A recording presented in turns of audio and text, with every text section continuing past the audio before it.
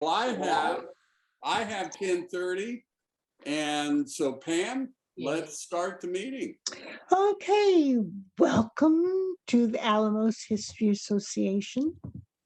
With his usual ingenuity, Errol has come up with a historical figure, a bandit who was born near Alamos and whose career was the model for Zorro. I'm looking forward to hearing about Joaquín Murrieta in this, our last presentation of the winter season with the AHA. So carry it away, Errol. Okay, I'll take it. I want to show you one thing before, whoops, I'll have to reach back and get it. Anyway, this is the book. It's called The Life and Adventures of Joaquín Murrieta by John Rollin Ridge. And I was surprised when I was reading things, they quoted from this book, and I was surprised that you can still get it. You can get anything at Amazon, I think. And so this is a new copy. It's still being, I guess, in print, maybe not, but this is a brand new copy, and I will donate it to the library when I come, because we need more books about bandits. In our research library. And I also found it very interesting. Well, his whole life is interesting because we know so very little about it. And what we have in this book was a guide for most of the things that you will read about Joaquín Murrieta. But it's at odds with some of the other information that we have. So I'll try to point out as we go through on the John Rollin Ridge book. By the way, this is only 11 chapters. It's a small book. It's a quick read.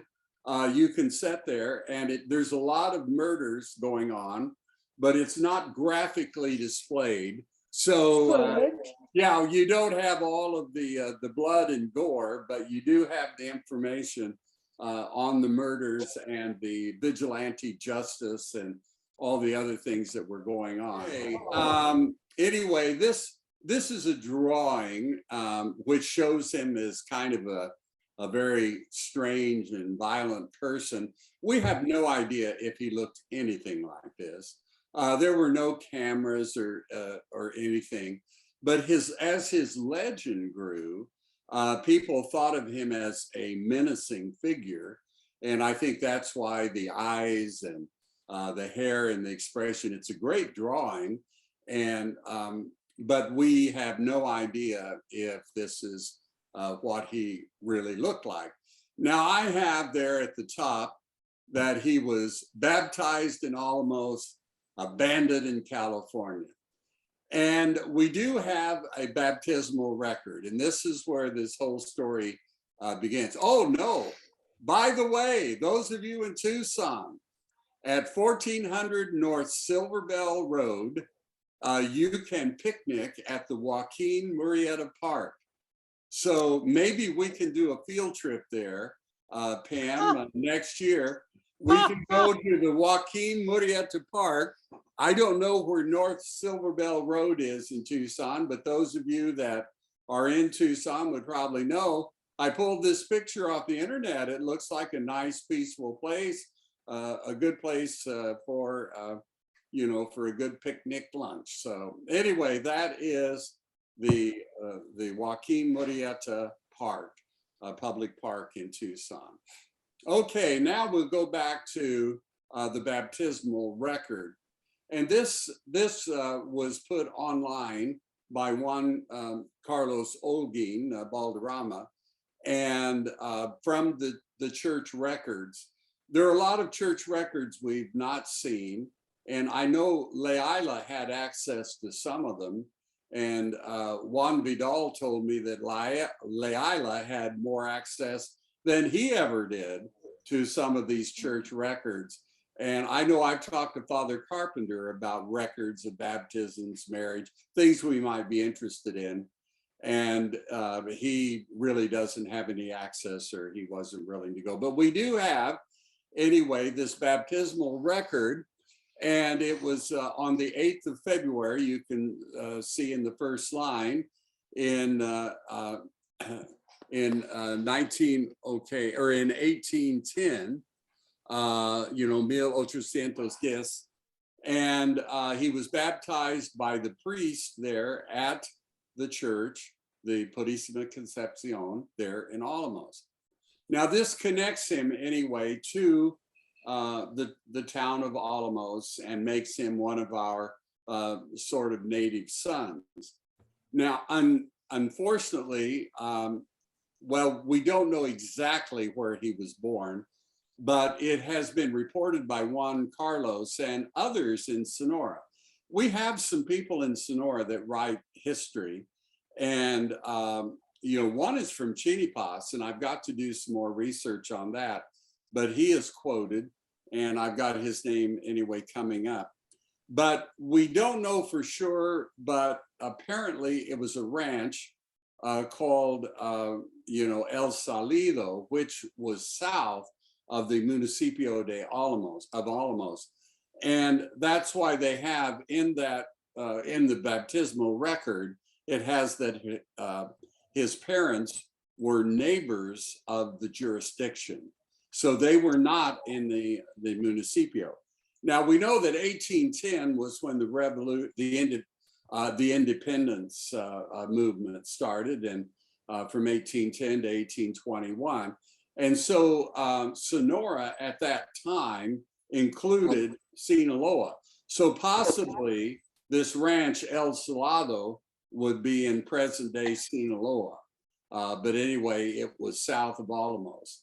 Now, I've talked to other people, and I know that Steve McKelvey, who is watching here, Steve has been to Trincheras, and there have been reports that he was born up in that north part. Trincheras is near Caborca, and I haven't been there, but it's an interesting and historic place, and sometime we'll get more information on that. But that was one of the things. But the Álamos people that have written about him, including Juan Carlos, kind of dismiss that he was born up there or he spent much time up there. Another interesting thing about this is that while the baptism was in 1810 in February, which would mean he was probably born in the latter, part of 1809. This does not fit with the legend at all.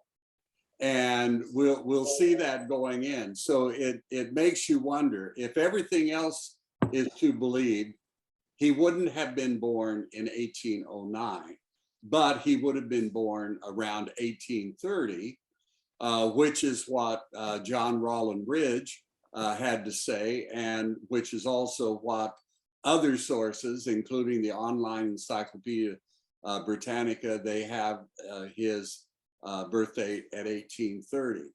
And the reason that 1830 works better than this baptismal record is that he went to California during the gold rush, and he went with his young wife, who was a lady from Álamos. And anyway, he went there, and the question was that John Rollin Ridge has him as a teenager when all of these things came about.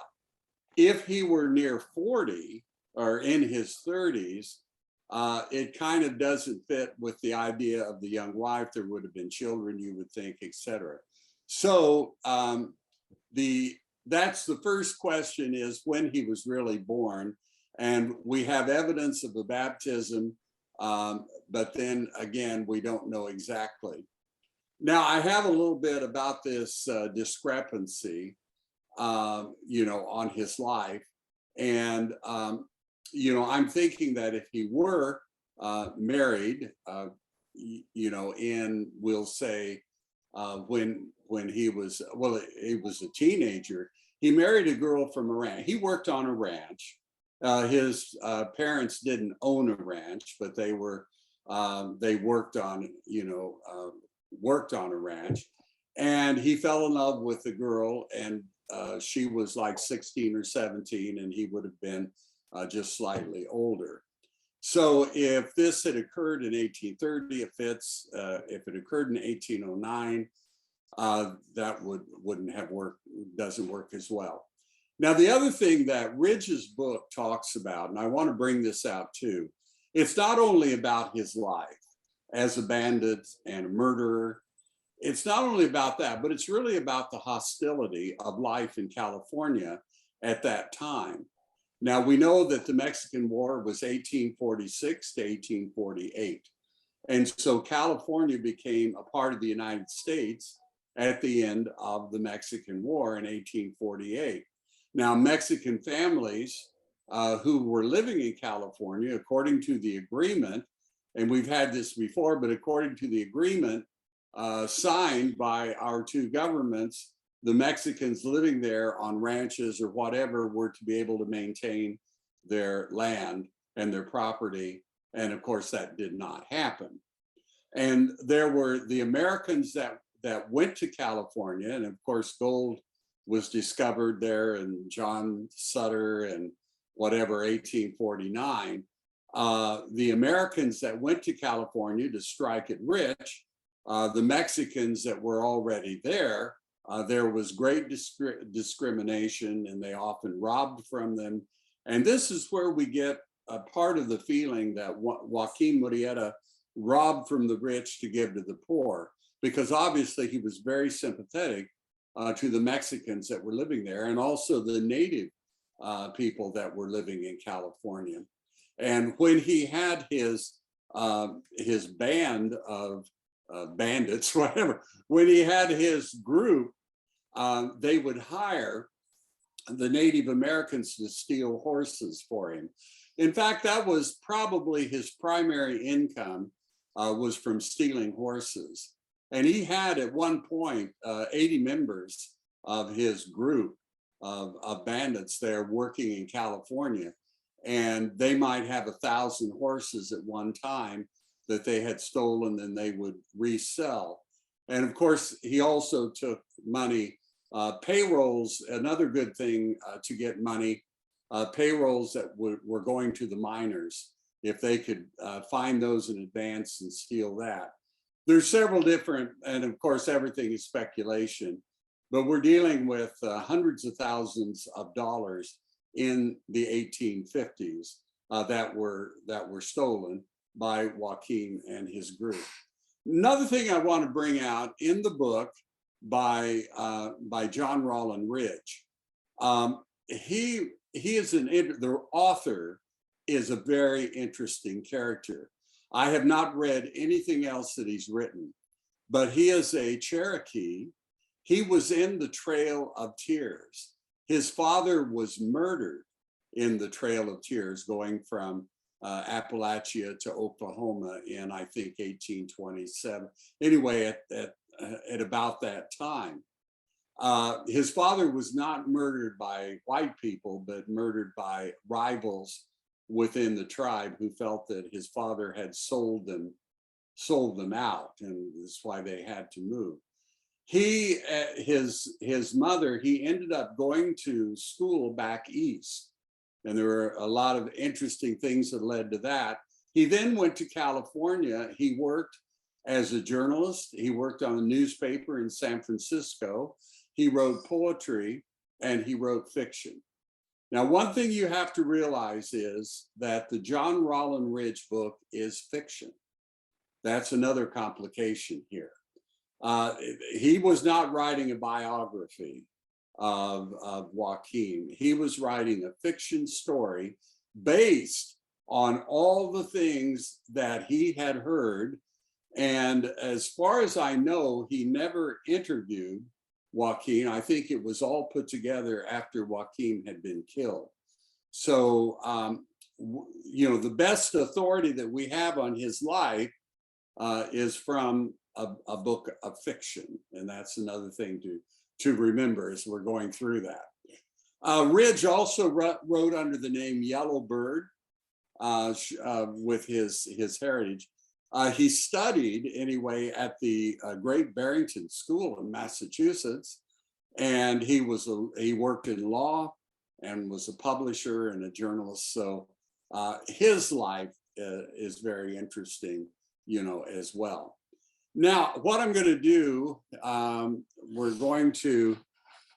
going to see if this works. If it doesn't work, we won't do it. Stop their life of crime. They became like a troop of Robin Hood's merry men. The gang members would travel through San Joaquin and Sacramento valleys, lassoing white men. They would steal their gold and take their horses before riding off with their treasure. In their minds, they were really just taking back the gold that had been taken from them in the first place and rebelling against their oppressors. Upon returning home to their villages, the gang was met with cheers and people were finally able to rebuild their lives after having everything taken away from them. However, since they were only killing when it was absolutely necessary and left many of these men alive, it left plenty of witnesses who were able to report the theft to the authorities. Eventually, they demanded help from the California Rangers. The name Wild West is very fitting for good reason. In the new American territories, there were plenty of areas that were totally lawless. The California Rangers were tasked with being the state's law enforcement, but they would only be sent out on location for the most serious cases. Once word spread that a Mexican serial killer and his gang of bandits were murdering white men around the gold rush, the governor of California offered a $6,000 cash reward for Joaquín Murrieta. He was now wanted dead or alive. Now, $6,000 might not sound like a ton of money for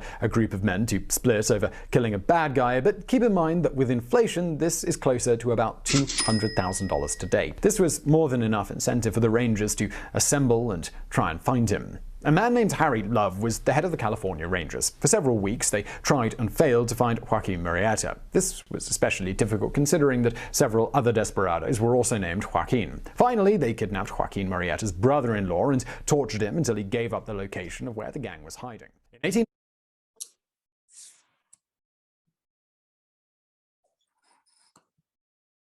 Okay, what we're going to do is go back anyway to the PowerPoint and see if we can pick that up and continue on with this.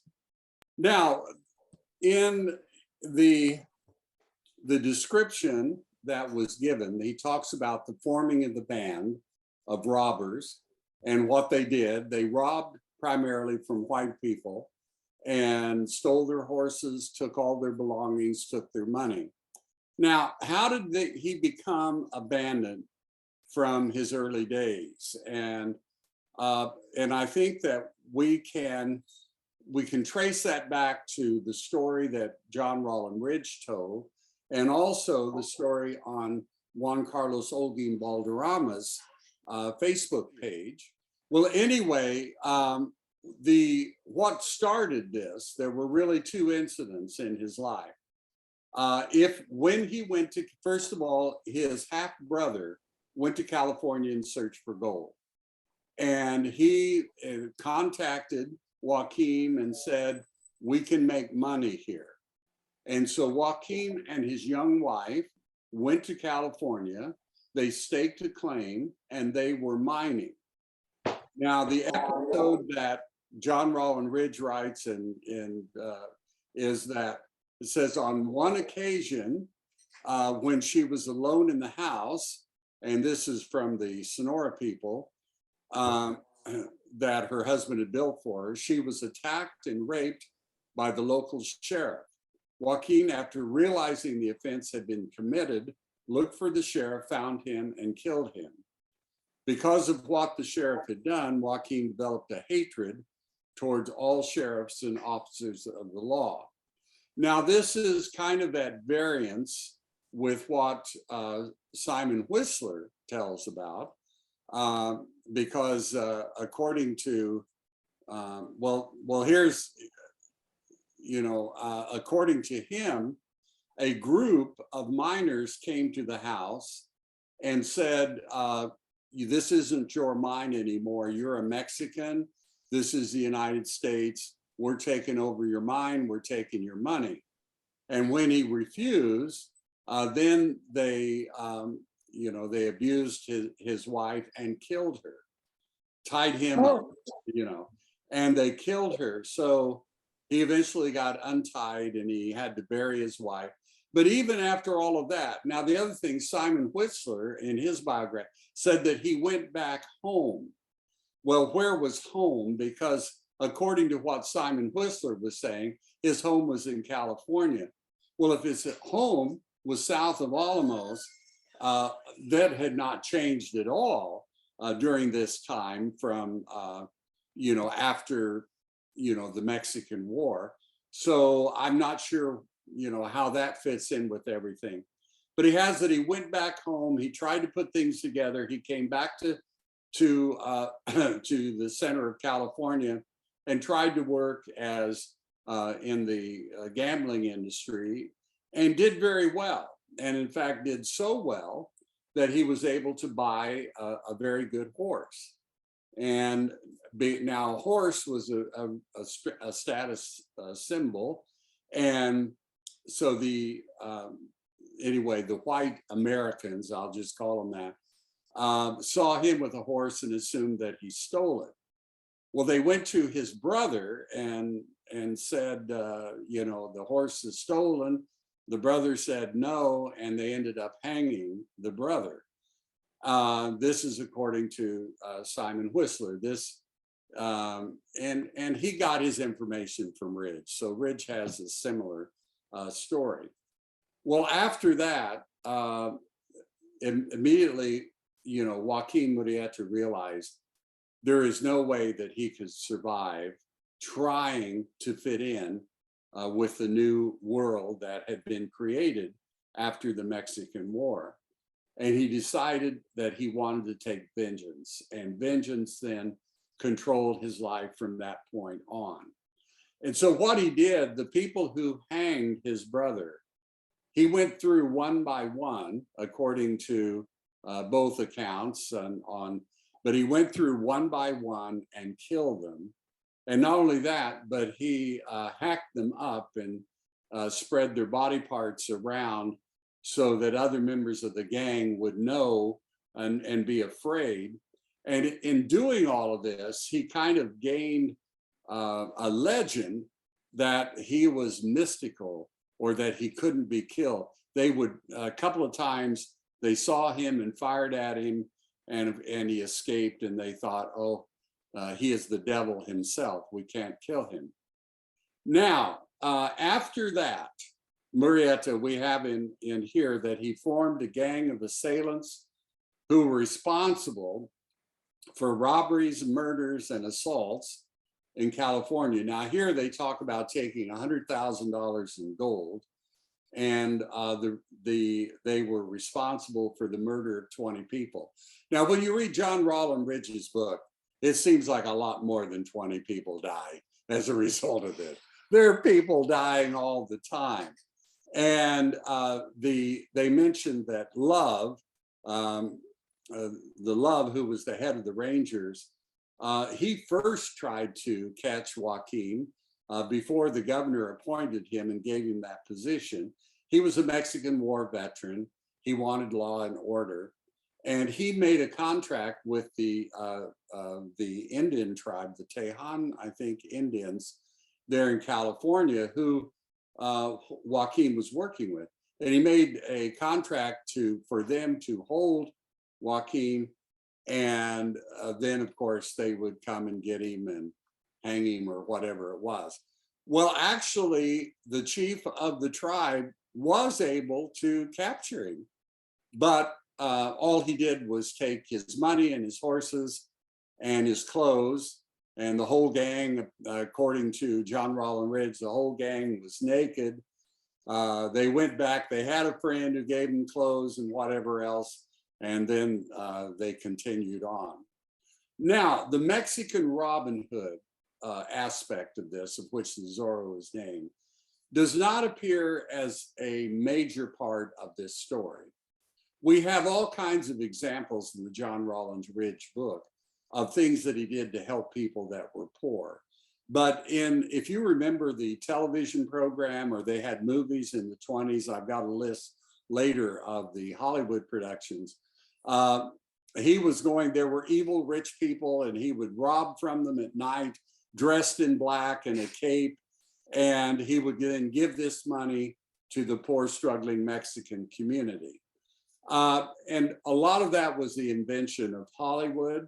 The only things that John Rollin Ridge had of his kindness was that he was protective of people who were innocently attacked by his gang. And in some cases, he severely disciplined the gang, and in one case he had a large number of his gang. They had to cross a river, and there was a poor Chinaman who had a ferry boat that would take them across. And Joaquin said, okay, this is my boat, you're taking my people across. But he realized how little that this poor man had. And so after all the men were across the river, he paid him like 10 times the amount of money that he would have otherwise charged, because he felt sorry for him. So we have these evidences, but we don't have the character presented that was robbing to give to the struggling Mexican community. And I put in here a brief, summary of the book that we can go through. And the first chapter of the book tells of his brother's hanging and his wife's murder, and how that he sought vengeance. And from that point on, he didn't depend on the law. He didn't depend, he just was going to settle the score. In chapter 2, it talks about forming his band. There were 3 parts. One leader of the band was a guy called Three Finger Jack, and who obviously had 3 fingers. And this was when they finally caught up with Joaquin. They didn't know, of course, what he looked like, so they killed everybody and figured out, well, this must be Joaquin. But they knew who Three Finger Jack was because they had the fingers. So they chopped the hand of Three Finger Jack off, and then they took Joaquin's head. And I'm getting ahead of myself in the story. But it has that his gang was divided into 3 parts. He had 3 leaders, and during this time, anyway, their primary income was robbing and horse thieving. We have in chapter 3 a General Bean who was in charge of capturing him. They actually murdered him. And in that, the whole chapter was on how they were able to trick him and get him on a dark road. And he and Three Finger Jack were able to kill him. Chapter 5 tells about the ferry and other things. In chapter 7, it was kind of interesting. It tells about the kind of man that he was very clever.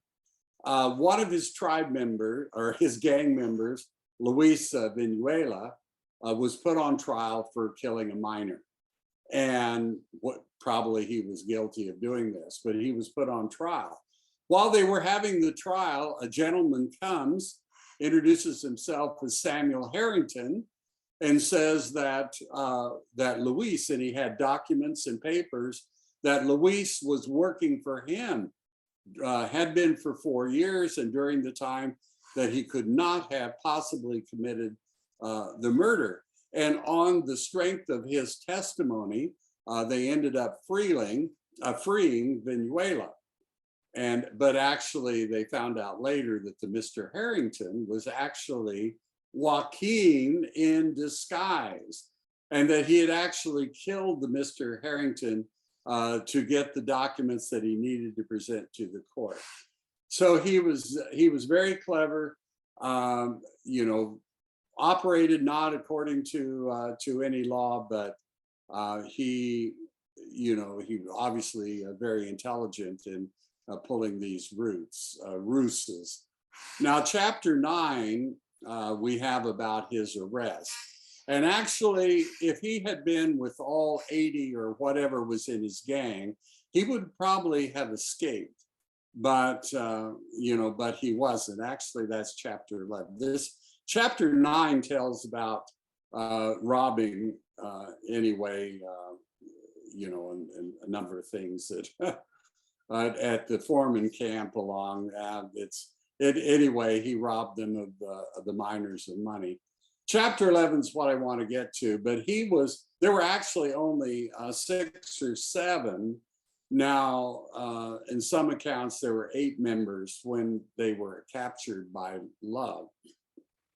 Now, Joaquin tried to get away, and they shot the horse out from under him, and of course, then shot him. And they had all the people dead, and that's when they weren't sure who was who, so they killed them all, of course, and then took some remnants to get back to identify. With his head, they thought someone could identify him.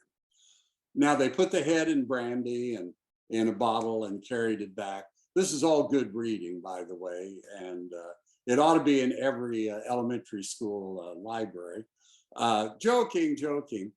But anyway, they took it back, and they tried to get people to identify him, and most people didn't even know what he looked like. And then there were differences of opinion, because we had in that video clip, there were a number of bandits named Joaquin. And so, well, is this the Joaquín Murrieta, or is it another Joaquin?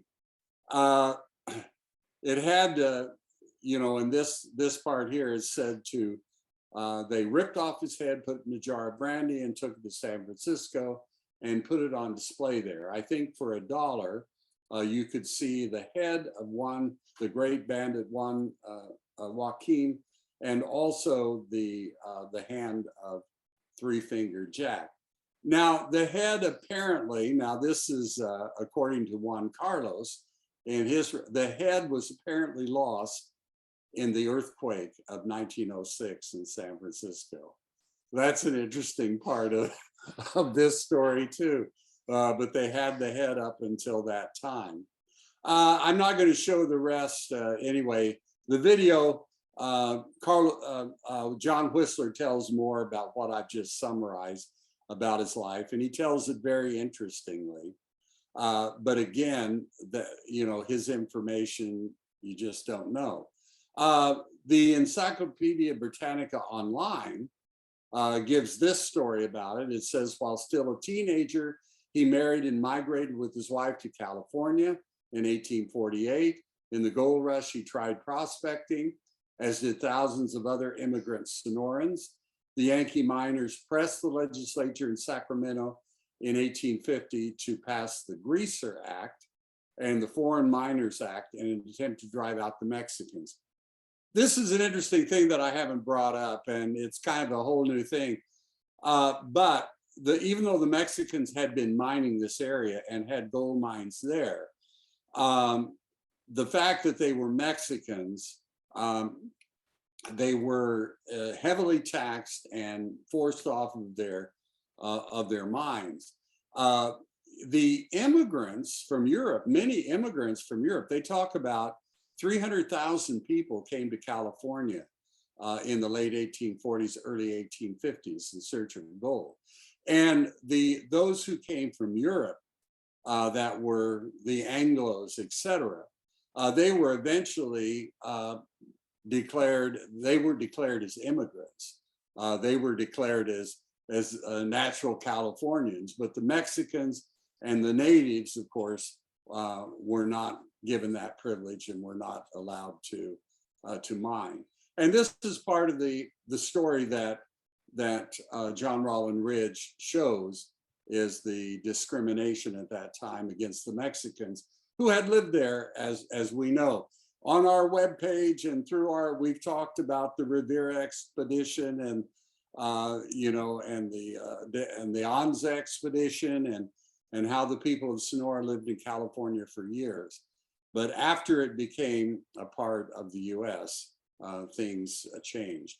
This was off of the internet anyway. It's a handbill about, at the Stockton House, you can see the head of Joaquin and the hand, anyway, a Three-Fingered Jack. And so I don't know, it seemed like they had to pay $1. I don't know. I want to tell some of the things, that have been written about Joaquín Murrieta. And this is where the Zorro and everything else comes from the writers who wrote way after the fact, 70, 80 years after he died. The journalist, Ireneo Paz, who is the father of Octavio Paz, the great poet, and I hope I've read a little of his poetry, and I hope you have too. But he wrote Life and Adventures of the Most Famous Sonoran Bandit, Joaquín Murrieta, in 1919. And that, of course, was nearly 70 years after he died. And he took this book from legend, from all kinds of sources. And from this book, Johnston McCulley created the character, the fox, several times in cinema. Now we're talking about the silent movie era, but it was not Zorro, but it was called the Fox. And the idea was that this was a man who had been wronged, and he dedicated his life to helping others who had been wronged. We have another novel. Walter Noble Burns wrote The Robin Hood of El Dorado, the saga of Joaquín Murrieta, famous outlaw of California's Age of Gold. That was in 1932. And of course, as each book gets further and further away from reality, the authors then take great privileges with the actual history that we know and created an entirely different character. Now, movies that relate to Joaquín Murrieta. 1927, we have The Gay Defender. Robin Hood in El Dorado in 1936. And this was directly, on the book by Walter Burns anyway.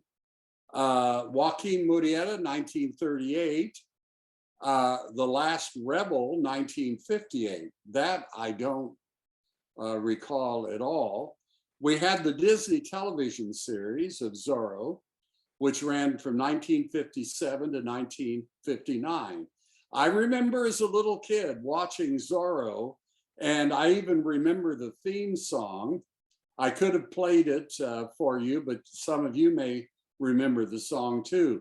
But in the opening of it, they have Zorro with his blade making a Z, on various objects. And when I was in grade school, I tried to write the Z in my name Zimmerman, just as Zorro would have done it. I tried to create that Z. I don't know if anyone, my teachers said they tolerated it, whatever it was, but that was the Z that I had. 1965, we have a biography in a Western called Murietta with one. Another thing is his name is spelled in some cases with one R and some with two. And the official version, I'm going by most cases, it's with the Murietta, the two R's, so that's what I'm doing. We have a, Fulgor y Muerte de Joaquín Murrieta, 1975. And I don't know about that. Behind the Mask of Zorro, a TV movie up in 2005. And then The Head of Joaquín Murrieta in 2016. So it won't die.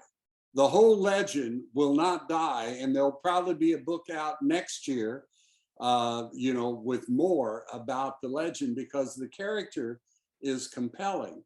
And I think if we're looking, those of us that are interested in history, we realize that often the character supersedes the information that we have on him. And people wanted to believe that there was this character who, yeah, he murdered and he robbed, but he was really kind at heart. Robin, perhaps the Robin Hood himself. Well, this was a screenshot of the television program, the opening song. And he had the horse and the black hat, and you can't see it, but anyway, we will end the presentation with that. And I hope you've enjoyed this little step back in history of a character who will live forever as Zorro. So thank you very much anyway for it. So I'll stop the share.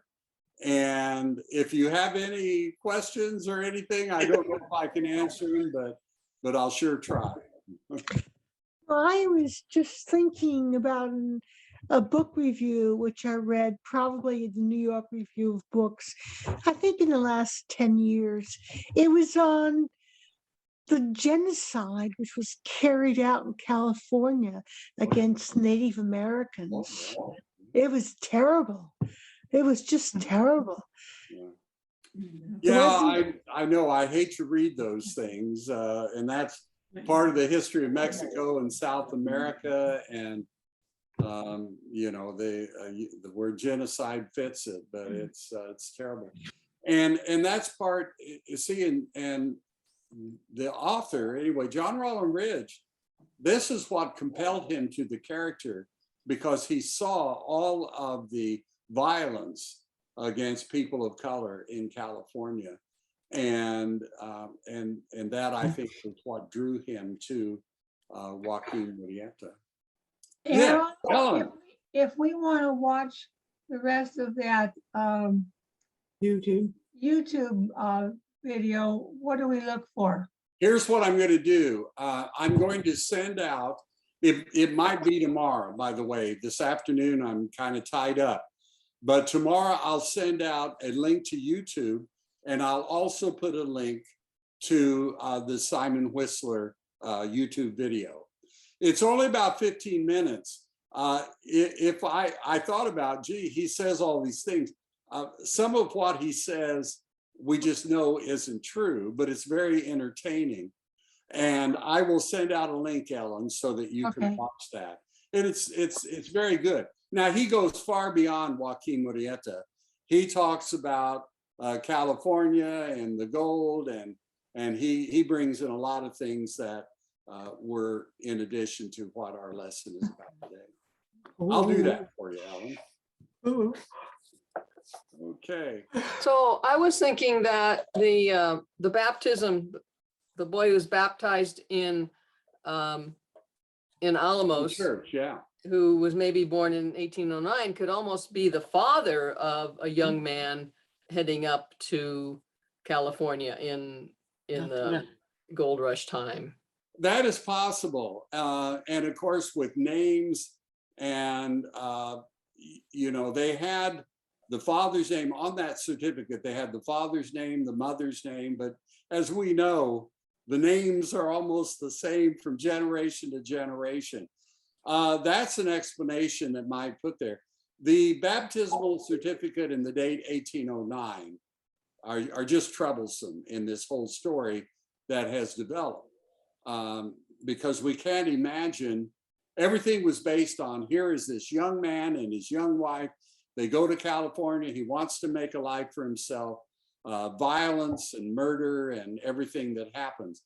If he were in his 30s or 40, or let's say around 40, there would be a family and there would be kids, and the story would but he could have married a much younger woman. That happens a lot in the world. He could have married a much younger woman.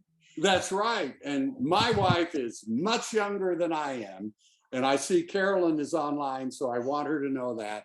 She is but a mere child. No, that happens. And you don't know. Now, Juan Carlos, and based on these two, and I passed over their names in there. I'll try to put that in. There are two people that I need to read more about, but they wrote about Sonora. One passed away, was from Chinipas. The other person I don't really know about. His last name is Almada, but I don't know if he's connected with Álamos. Oh yeah, Cordoba. Yeah, Cordoba. I saw that. Yeah, right. Yeah, and so, but anyway, I'll try to put that information in. Now they have the teenagers, you know, going there. Also, it's hard to say. Maybe we go. Okay.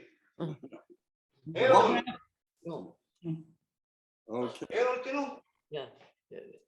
I have a question. Yeah. Errol, the book by Yellowbird, I don't remember his other name. Is that Yeah. available to get in libraries or online? Well, you can get Amazon. it online because I did. Okay. And I just ordered it off of Amazon. And they have a softback, a hardback, you can get it. And this copy will go to our library. So Oh, it'll great. be there. And once we get all of our new books cataloged, it'll be one of them that's there. But yes, you can buy that online, and it's a quick read, but it's interesting. That's for sure. It's interesting. Yeah. I also wanted to mention that Dave and I went to El Fuerte 3 years ago and stayed at the Hacienda de Posada, I think it's called, where they reenact Zorro.